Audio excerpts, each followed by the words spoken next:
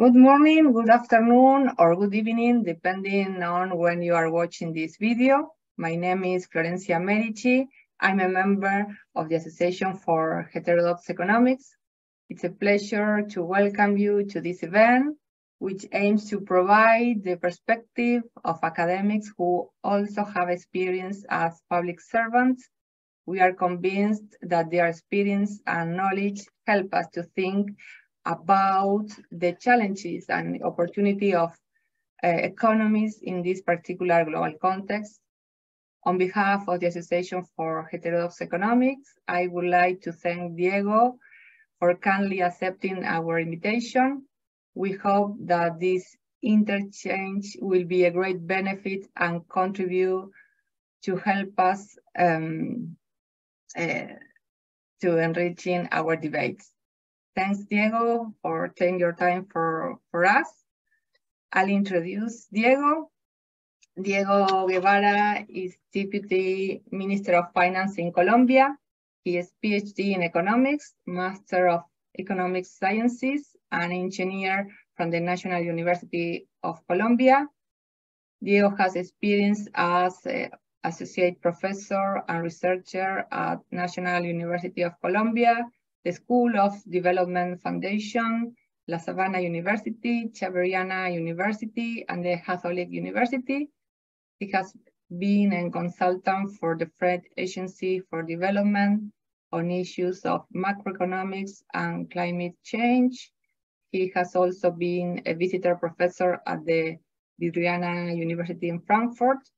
Among his research areas, he stands out for his work on the financialization of economy, education, higher education, post-Keynesian economics, and stock flow models. He has published in multiple international academic journals and was a frequent contributor to the El Espectador, a newspaper. Thanks again, Diego, for taking your time for us. Thank you very much, Florencia, and good morning, good afternoon, or good night, anywhere. It's a pleasure to be here with this episode for the Association of Heterodox Economics. I feel I completely identify myself as a heterodox economics. Probably most of the time I have been in the academia, as you have said before, but in the last 10 months, I have been working in the Ministry of Finance in Colombia as Deputy Minister, the first 8 months with José Antonio Campo with an important heterodox background. Now, just a few weeks ago, there was a change in the minister. There is a new minister, Ricardo Bonilla, but I'm keep working with him as Deputy Minister. He used to be also a scholar, so I would like to share this experience today with most of you, that because probably most of the time heterodox economics are at the academia, and when we go to the real world, it's a new experience. So it's the idea of this talk that we're going to have together today. Yeah, thanks. Well, let's start. How do you evaluate the situation of Latin America in general and Colombia in particular in the current global context? What are the main challenges or any opportunity of us? Well, I think that the main challenge for Latin American economies is the increasing uncertainty of the global growth. Basically, in the interconnected and global economy, usually Latin America is completely dependent from the commodity prices. Still in the 21st century, still we are highly dependent from commodity prices. In the case of Colombia, Venezuela, for oil. In the case of Argentina, probably soya, for the case of Chile, copper. So basically, still is the commodity dependency of the region. It's important, and at the same time, this commodity dependency is highly connected with exchange rate. And probably in the last year after the Ukrainian war, there have been an appreciation of the exchange rate, which make harder access to goods and service for most of our country, and the main reflection of this process in many of our countries is inflation. So basically, those are, let's say, this is the standard picture that we're having here. And I mean, I know that we will talk a bit more in the second part of heterodox economics, but I think that now the main challenge of the region is, I mean, and I think that it's something that usually in the heterodox economy we try to talk, is like the structural change, because it's still 1 century after, or more than 80 years after the different authors from Cepal, the Previch, or the Brazilians from the Dependice school, they have identified all these problems. Still, we are like in the same page of the book. So I think this is like the main challenge. I mean, now that we're having a new wave of some left governments in the region, probably the challenge is how we can try to do first steps to try to get out of the commodity dependence. And this is not a process from one day to another day. No, it's a process that probably we need to start the pattern to the reindustrialization of our region. But I think that those should be the opportunities for this new wave of the left in Latin America, let's say Colombia, Chile, what we are having still in some countries. It is what we could try to do as a challenge, because basically in the external front, the external restriction, I think that is the main challenge, and still we are highly dependent from commodity prices and the exchange rate now with the Ukraine war and with the appreciation of the dollar. It's a new challenge for us. And basically I think that the new opportunity with the new political panorama in countries like Brazil, Colombia, Chile, is how we can strengthen the trade between our area. Now there is this discussion about the common currency, and when we talk about common currency, it's not like the case of the euro, that you have just one currency, the same currency in all the region, but it's a specific currency to try to trade goods and services in the region and try to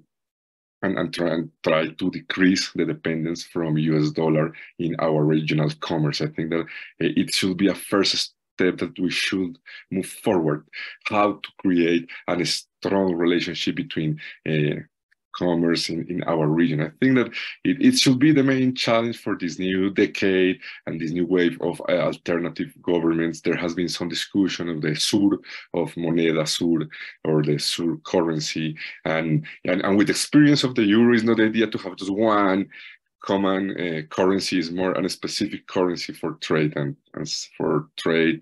I think that it's an important thing in terms of the challenge of our region. In the case specific for Colombia, let's say that in the last year, the economic growth was around 7.5 because we have an important rebound effect after the pandemic. However, the unemployment level still is in 2 digits. So still we have an unemployment level around 10%.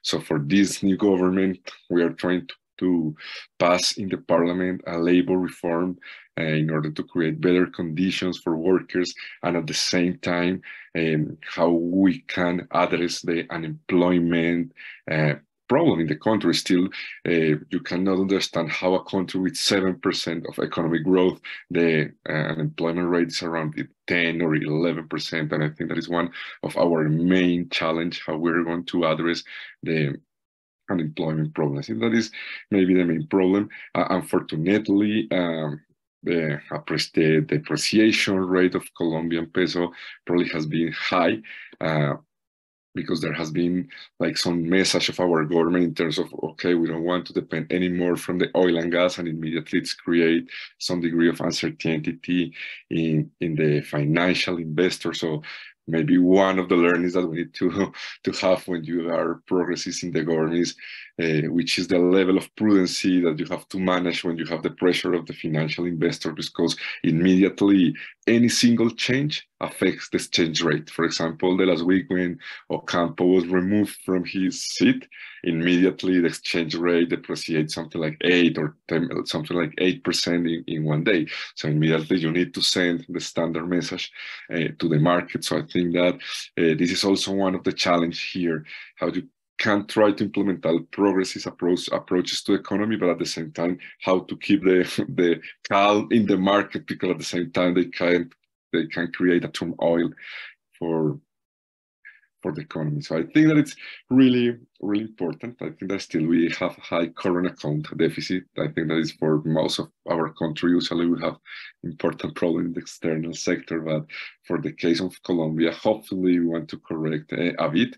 Unfortunately, the adjustment of our fiscal account is hard. The previous government left an important adjustment program that paradoxically as is the first left government, but at the same time, the program that still is running, we hope that we can manage a bit, but still in these first months, the adjustment program and the budget probably is the most strict adjustment program after the pandemic. And this is ironic. Actually, most of the financial investors who are not impatient with politics, they say, okay, you're a left government, but for me it's okay, because in terms of the fiscal discipline, you are doing really good.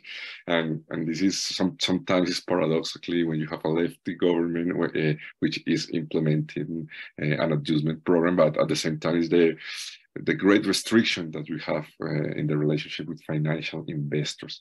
Maybe another important, let's say in Colombia, we're trying to discuss now a pension reform, because our system, we used to have an important part of the pension system with private pensions, but the crisis of private pension in terms of replacement rate, it's important. Usually when you retire, the percentage of the wage that you get is less than 40 or 30% of what you used to have. And I think that is the main reason of the crisis in Chile with the private pension funds. So we're trying to implement a better system, maybe with an important public pillar. And then after a certain level of wages, for highly wages, after 4 or 5 minimum wages, actually now the project is 3. After 3 minimum wages, you can contribute to the private system. But until 3 minimum wages, every Colombian should contribute to the pay-as-you-go system. So it's an important reform. I think that the last year we had this experience with the tax reform, because it was the first reform that was thinking in this country, not just to address the fiscal deficit, but at the same time to try to focus in the inequality. Basically, the previous government said, you don't need to do a tax reform. Our fiscal balance for 2022 is great. Why you're going to do a tax reform? But the idea is, if you want to keep calm the markets at the same time, try to do some sort of social policy, you need to do this tax reform. And the title was Tax Reform for Inequality and Social. For equality and social justice. That I think that in terms of political approach, it was an important thing that we made the last year in the finance minister. We tried to address high taxes for oil and gas. We tried to go deep in a progressive approach of the taxes, but at the same time we still have this financial restriction from abroad. No, far from this, still, let's say, like we're having at the beginning we have some capital outflows, but when we try to keep some standard policy at the beginning, the capitals flows to the country were highly stable. Still, the inflation it's a problem usually for a country like Colombia that usually is in the target inflation program and never got out of the target inflation. For the central bank, that is a mainstream central bank, it's a surprise that you have inflation around 12%, and they keep rising the interest rate. So definitely this is going to slow down the economy this year. It's going to be one of the reasons to slow down economy. So let's say that in terms of monetary policy, despite we have like a progressive different government, even many progressive economists in the government, still the monetary policy is highly standard target inflation, and even the fiscal policy, when you have this financial external constraint, it reduces the scope of the implementation of heterodox policy. Maybe in the second part I will go what we can do from this approach, but at the same time it's okay, this is the real world in terms of the political pressures. I think that an important thing that you learn as heterodox economic when you are economist, when you are in the government, that you have the political reality, that if you don't have the whole parliament supporting you for the reforms that you want to approve, it's hard challenge. And basically, more than, I mean, I know before that usually politics, it's over economics, but now I am completely sure because I'm living this experience, how the political economy, many times it's over many of the ideas that we have. So I think that it's important even for the young scholar to have a strong approach to the political economy and even to the politics. We cannot do heterodox economics without understanding politics.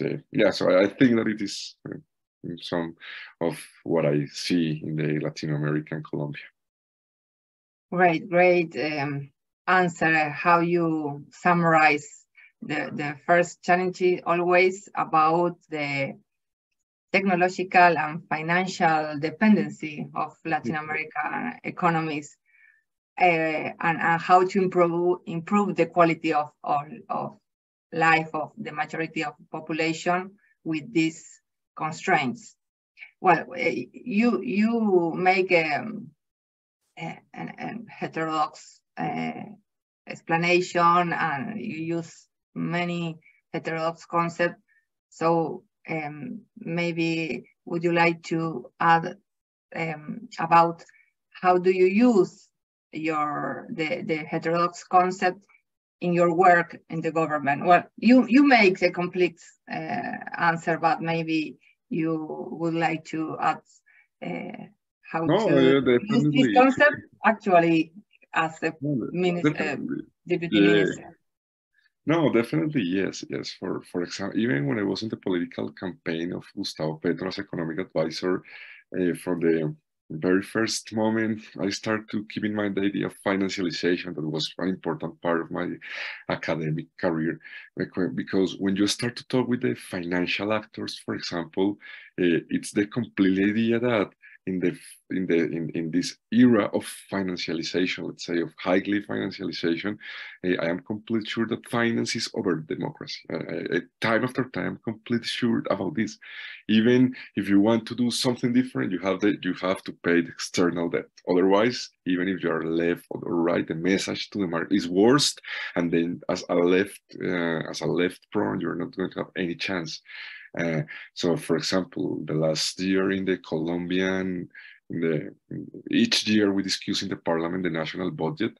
And when you start to see here that around 25% of the national budget goes to payment of interest and capital, you say, wow, this is definitely, we're experiencing a financialized government, and it's something that nobody discusses in the parliament. I mean, not even the lefty people that used to vote against the budget before when they were in the position, now they have to support the whole budget, but this financial part connected with payment of debt and the service of debt basically is untouchable. Nobody can debate that. We would, but at the same time, you have the pressure of the actors, so you have to keep a good relationship. And basically, when you talk with different financial investors, with the Wall Street investor, they don't care if you're going to do social policy, reindustrialization policy. At the end of the day, they like, okay, if you keep paying to me the debt, everything is going to be okay. And Colombia has been really a standard and really good debtor. So we have not had default in 30 or 40 years. So there is a lot of trust, but at the same time, this high trust of the country in the financial markets is reflecting in the real life of the people with high levels of inequality. So it's what we're trying to address, but still with this huge restriction in this financialized time. So I think that from the heterodox perspective, when you are in the government, the main restriction to try to implement heterodox policies when you are in the government is financialization. It's basically, even before in the political campaign, we have to keep this message. So maybe this is when you start to see that, is when you start to see, wow, this is why we need to think in the regional integration. This is why some people, say in Europe, start to say, okay, as in a small country as Greece, for the idea of Varoufakis, from Greece, I cannot do anything. I need to create a whole regional bloc to try to change the finance. You cannot change how the finance work from a single emerging economy. Otherwise, the results are worst. So maybe as somebody say once, you in Latin America you have like two kinds of left, the vegetarian left and the carnivorous left, and if you move to a carnivorous left, you could be radical against financial markets, but immediately you have economic blockage, you are kicked out of all the financial system as SWIFT, so immediately it's more complicated. So this, I think that as from a heterodox point of view, but at the same time, for example, in the finance minister, for example, I see some technical people who is open to use different models. I had some previous experience with the stock flow consistent models with some people as Antoine Godin and some people who works this model in the French Agency for Development. And for example, now we have, with the help of AFD and with some people inside, we're trying to implement a model in the finance minister. I mean, and the idea is not that you are going to use the SFC instead of DSG. Maybe not, but if you have unless a collection of different models, I think that is a first step for give discussion. And for this new discussion of transition to low carbon economies, the use of heterodox models, of macroecological models in the line, so in the line of Da Fermos, in the line of Godin and Yilmaz, all these heterodox people who is doing macroecological models, I think that it's an important space, because I think that the heterodox models has advanced in that. But at the same time, you need also to talk with mainstream guys, not just criticizing, maybe start to see, okay, they already have different models. Okay, I'm going to respect them all, but I mean, I want to invite them to use also my models to see what they can take from this kind of model. I think that it's important. In the political campaign, we also, and actually in the first months, we tried to use also the concept of job guarantee, try to take some, or being careful to connect this with MMT, because we know all the restrictions that you have with MMT in the peripheral countries. But when you have these highly unemployment rates, I think that it's an important concept.